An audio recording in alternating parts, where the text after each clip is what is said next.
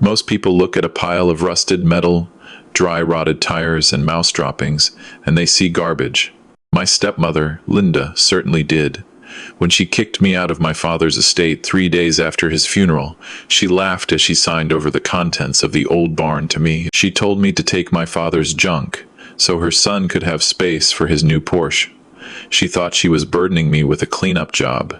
She thought she was erasing my father's legacy. But Linda didn't know cars. She didn't know history.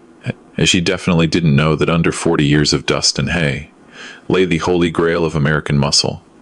She wanted me to take out the trash, so I did, and it made me a millionaire. My father, Frank, was a man who spoke with his hands. They were large, calloused hands, always stained with grease, oil, and the honest dirt of a day's work. He built a construction empire from a single pickup truck.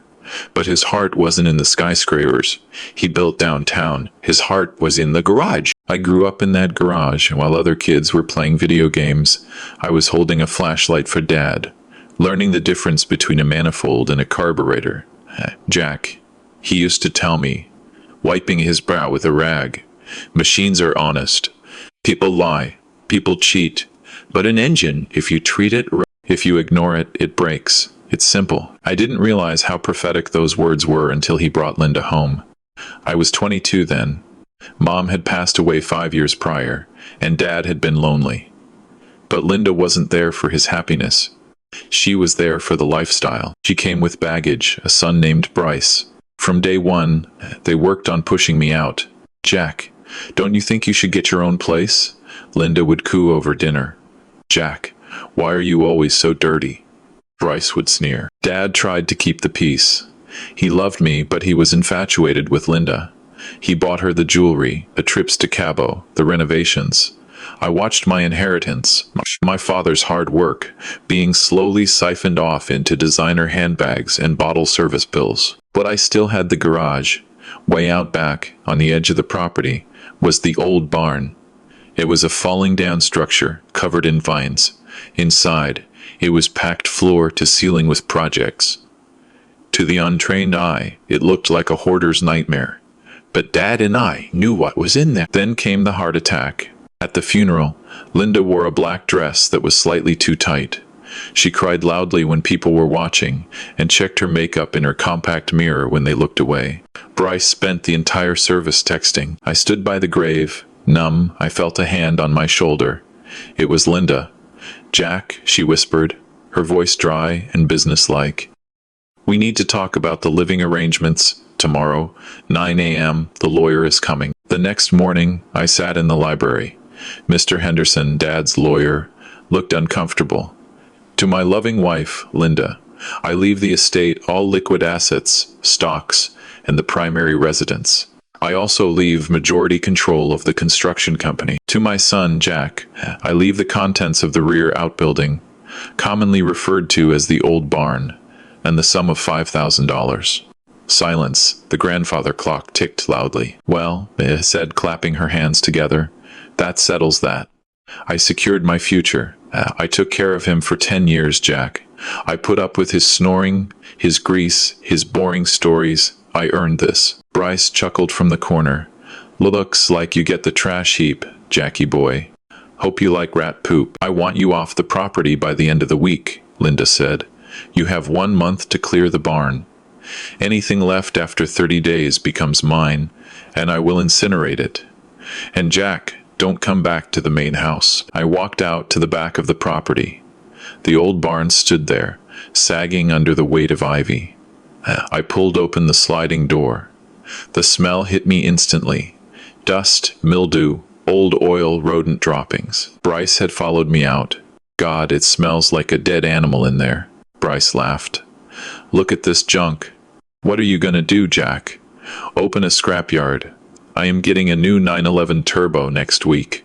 I need this space for a showroom. I looked at Bryce. Get out, Bryce, I said, or I'll introduce your face to a wrench. Bryce saw the look in my eyes. He backed down, sneering. Have fun with your garbage, loser. I was alone. I stepped deeper into the barn. I reached out and grabbed the corner of a heavy dust-caked canvas tarp covering a low, wide shape in the center. Okay, Dad, I whispered. What did you leave me? I yanked the tarp. Dust billowed. It wasn't a car. Nah, not really. It was a chassis, a frame, just bare metal. Surface rusted. But the lines. I dropped to my knees. I wiped a layer of grime off the serial number plate. FFSX Esther. My heart stopped. CSX * Carol Shelby Export. I looked around the barn. Really looked. This wasn't a pile of junk. It was a graveyard of giants. Linda and Bryce saw rust. I saw a retirement fund. I saw a weapon. I pulled my phone out and dialed my old college roommate, Sam, an appraiser for Sotheby's. Sam, I said, my voice trembling, I think I just found a cobra. And I think there is more than one. The next 30 days were a blur. I couldn't let Linda or Bryce know, so I played the part they wanted to see. I played the defeated son hauling away his father's garbage. I called Sam. He showed up with a flatbed trailer. When Bryce came out to watch, Sam kicked the chassis. Man, this is going to cost a fortune to scrap, Sam grumbled. Jack, you sure you want to keep this? Once we were behind the safety of the warehouse, Sam walked around the chassis trembling. Jack, this is one of the missing competition chassis. In this condition, it is worth $1 million, restored. 5 million, maybe 7. But realizing the value required money I didn't have. I sold my truck. I maxed out my credit cards. I ate instant ramen 3 times a day. I slept 4 hours a night on a cot in the warehouse. Meanwhile, I watched Linda's life through social media. She was burning through cash. New pool installation. Bryce in his new Porsche. They were liquidating my father's company to fund their lifestyle. The real breakthrough came in the 3rd week. I was cleaning out an old oil drum. Inside, wrapped in canvas, was a transmission. In a thick envelope, a handwritten note from my dad. Jack, if you found this, it means you didn't throw the drum away. You did the work. Linda sees the surface. You see the soul. This car is your inheritance. Finish it, Dad. But the clock was ticking. I had 1 week left to clear the barn. Disaster struck on Thursday. Mom selling the land. Demo crew coming tomorrow at noon. Anything left inside is toast. I drove my rental sedan to the estate. Linda opened the door. She looked frayed. You are early, she slurred. Get that trash off my property. The developer is offering cash. We fine want to close the deal. I ran to the barn. I frantically loaded the seats, the dashboard gauges. I strapped the windshield frame to the roof using twine. I looked like a Beverly Hillbillies reject. Bryce walked out holding a golf club. He looked into the mostly empty barn. Then he saw something. In the corner, a glimmer of chrome, a pristine bumper for a 1965 Cobra. Hey, that is shiny. My heart hammered. It is just a reproduction part, I lied quickly. Cheap Chinese knockoff. Look, the chrome is peeling. Bryce looked at me. He looked at the bumper for a second. I thought he was going to figure it out, but Bryce was lazy. He tossed the bumper onto the gravel. Garbage, he scoffed. Get it out of here. I picked up the bumper. It was scratched, but salvageable. I drove away. My car was scraping the ground. I watched in the rearview mirror as Bryce swung his golf club and shattered one of the barn's windows. They were destroying the past, but I had saved the future. I got back to the warehouse. I unloaded the last pieces. I stood back, the frame, the engine, the body panels, the provenance papers. It was all there. I had $12 left in my bank account, but I looked at that pile, and I knew. I wasn't poor. I was temporarily. I called Sam. Sam, I got it all. When is the next major auction? Monterey, 2 months. I have 2 months to assemble the most important car in American history. I've never been more ready. The next 60 days were going to be hell. But I wasn't doing it for the money anymore. I was doing it for the look on Linda's face when the hammer dropped. The warehouse became my universe. I worked 18-hour days. My fingers were perpetually wrapped in tape.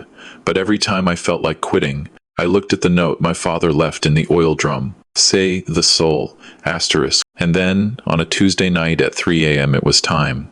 The car was assembled. It sat on the concrete floor, gleaming in its original Guardsman blue paint. The white racing stripes ran down the center like a highway line. I hooked up the battery. I turned the key. Sue, chug, chug, ka, boom. As asterisk the engine caught. It shook the dust off the rafters. It resonated in my chest cavity. A deep, guttural, uneven idle that sounded like a thunderstorm trapped in a metal box. I sat in the driver's seat, gripping the steering wheel, and I cried. Not tears of sadness, tears of pure, unadulterated triumph. I hear you, Dad, I whispered over the roar. I hear you. The next day, Sam brought Mr. Sterling, the head curator for the Monterey auction. He walked around the car for 20 minutes. Finally, he took off his glasses. Young man, this is the Holy Grail. The Lost Chassis CSX 3019. I can guarantee you the opening bid will be $2 million. The hammer price, the sky is the limit. He handed me a contract. I signed. With the contract, I took out a bridge loan, $1 million cash. I bought a suit, a tailored charcoal gray suit. I got a haircut. I shaved the beard. When I looked in the mirror, I didn't see the grease-stained kid anymore. I saw my father. I hired a forensic accountant. The report was a bloodbath. Linda and Bryce had incinerated the money. The bank had called in the loans. Linda was trying to sell the estate quietly. She needed a buyer, fast. I established a shell company this morning, Phoenix Holdings. I am going to buy the debt on the construction company first. Then, I am going to buy the house, and the car. The car is the bait. 2 weeks later, Monterey. The auction tent was massive. I stood in the back. I saw them. Linda and Bryce looked diminished. They were desperate.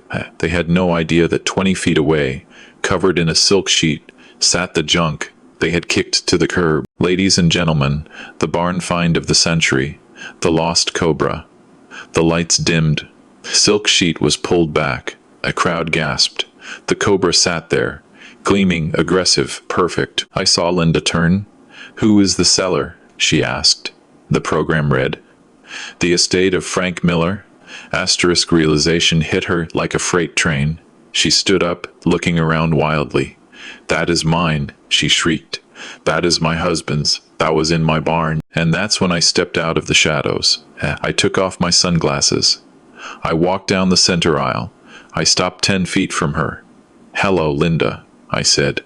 The bidding had already jumped to $3 million. Jack, Linda stammered. That's my car, was I corrected. I pulled out the agreement she had signed. You transferred full ownership to me. You wanted the trash gone, remember? $6 million. The room was in a frenzy. Going once, going twice. Bam, asterisk, sold. For $6,500,000.